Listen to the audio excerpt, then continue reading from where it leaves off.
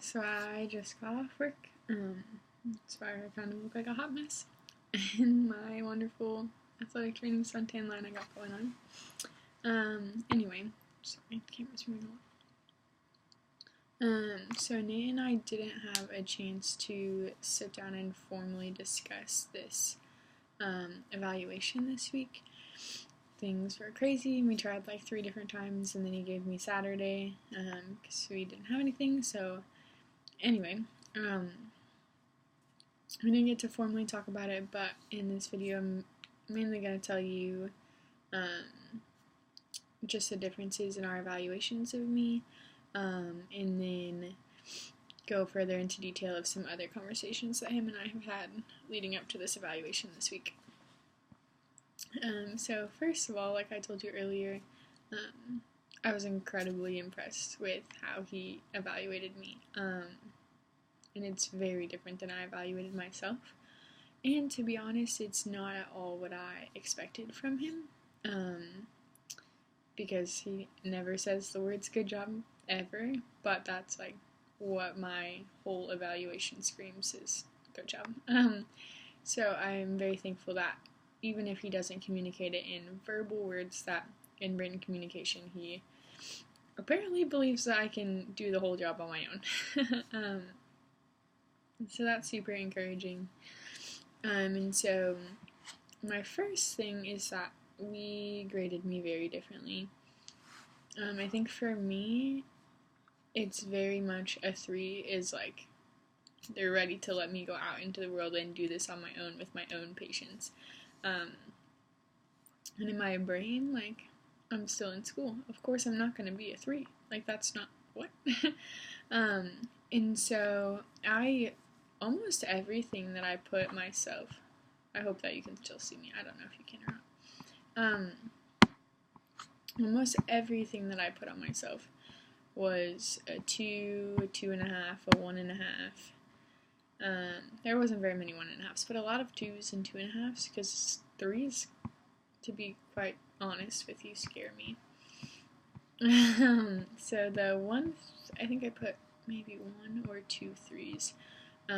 1 3 I for sure know that I put was, it's right here, learns and improves via performance audit, so internal medicine. The 3 says that I analyze my own clinical performance data and actively work to improve performance, actively engage in quality improvement initiatives, demonstrates the ability to apply common principles and techniques of quality improvement to improve care. That's worded weirdly. But I really do believe that I'm good at being critical of myself and asking questions and how I can get better. So I put that one as a 3, and I think maybe that was the only one. Where in Nate's video, not his video, he didn't make a video. I also put one more 3. Has professional and respectful interactions with patients. I think I have that down pat because being respectful to people is drilled into my bones. But anyway, his evaluation of me, I think, there was some 2.5s because he didn't think that he'd seen it enough to give me a 3, and there was some 1.5s because all of the 1.5s say things like didn't observe much or wasn't applicable to the setting. Like in communicates effectively with patients and caregivers, he gave me a 2. But he talks about how a lot of that has to do with my self-confidence and that I'm shy when new people come in sometimes. But he said I do a great job of communicating with patients that are already regulars in the ATR. And so even things like that, like he gave me kind of a lower score, like a 2, but he went into detail about how like it's okay to be that way because I'm still learning. And like he says, has professional and respectful interactions with patients, caregivers, and members of the interprofessional team. He gave me a 3.5.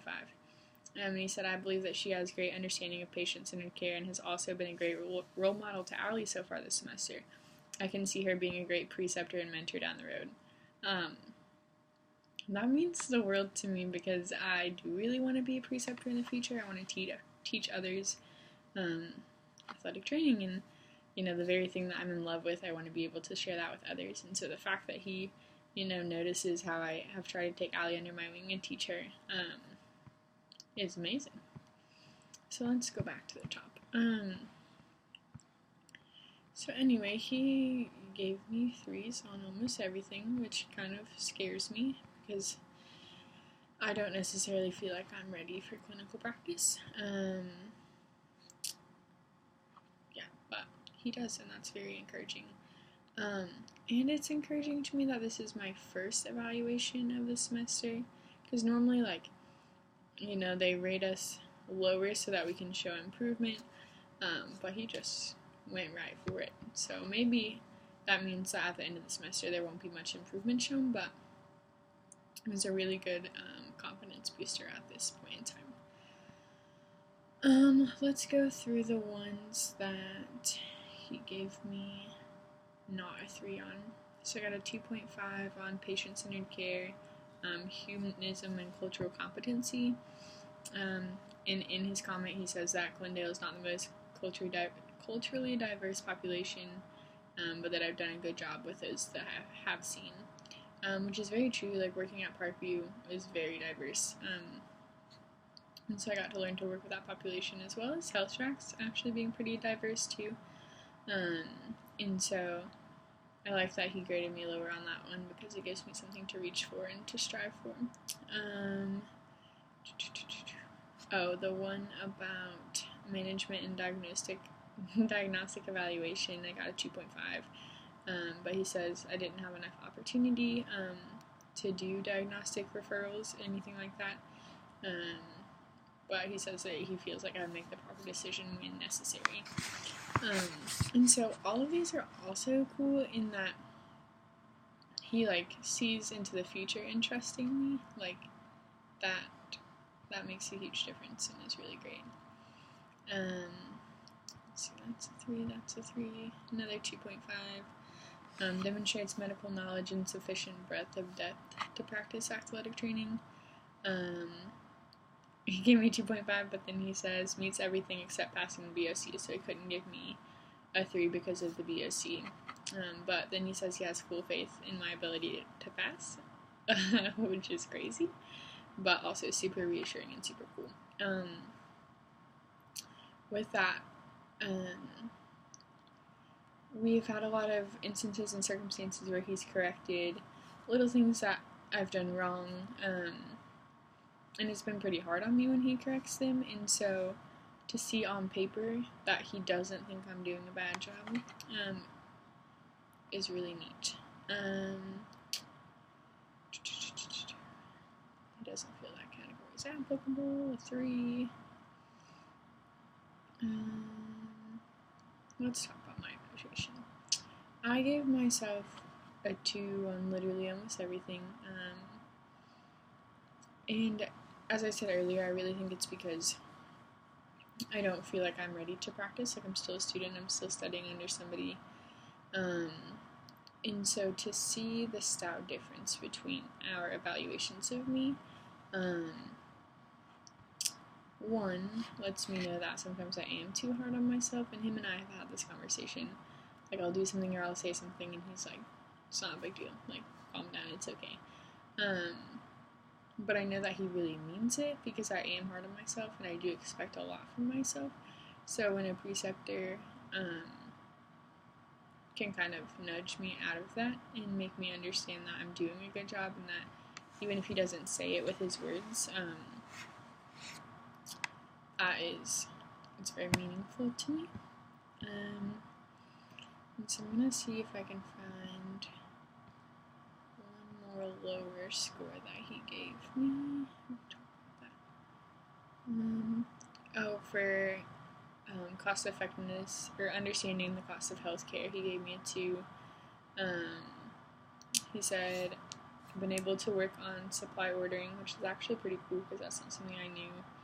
how to do. But he says that full awareness of cost care would come more from an administrative exposure, which he can't give me.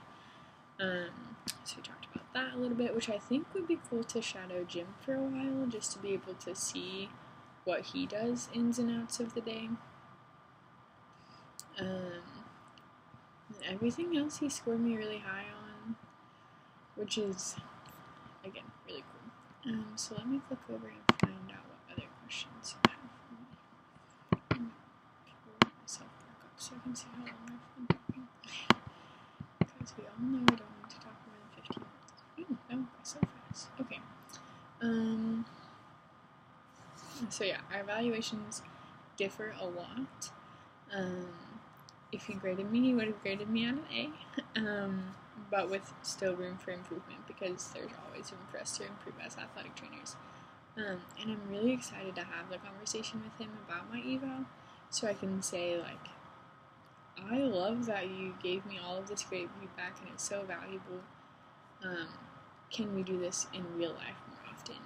Because he is hard on me, and I know it's because he expects a lot and he wants me to be great, but he literally never says the words good job. And that's something that I struggle with and I need to, move past. But as a student, that's something that I enjoy hearing, is like, good job, or you did this well, or yeah, that's how I would have done it. And he never provides that feedback. So that's where we differ in that. So I really am excited about having that conversation with him about my eval. The changes I see myself making to address my current level and how I'd like to improve short and long term. There's a lot of stuff that I really plan and want to get better at. First of all, being my knowledge of anatomy. I have a very solid base, but I feel like in order to be effective and to be a good athletic trainer, that I need to have more than just a base. And so with evaluating an athlete, if you have an ankle sprain, there's the ATF, or the peroneals, or there's basic bones that but I want to be able to give a patient a whole picture. I want them to be able to know that I know what I'm talking about, and it's not just like the basic knowledge of anatomy.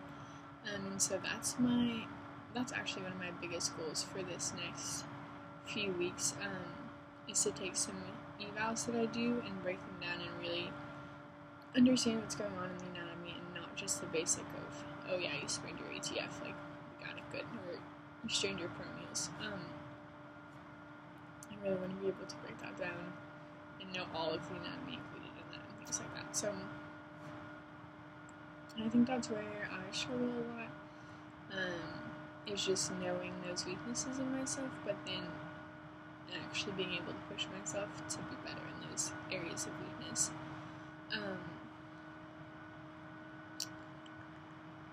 Improve in the short term, specifically for this clinical site.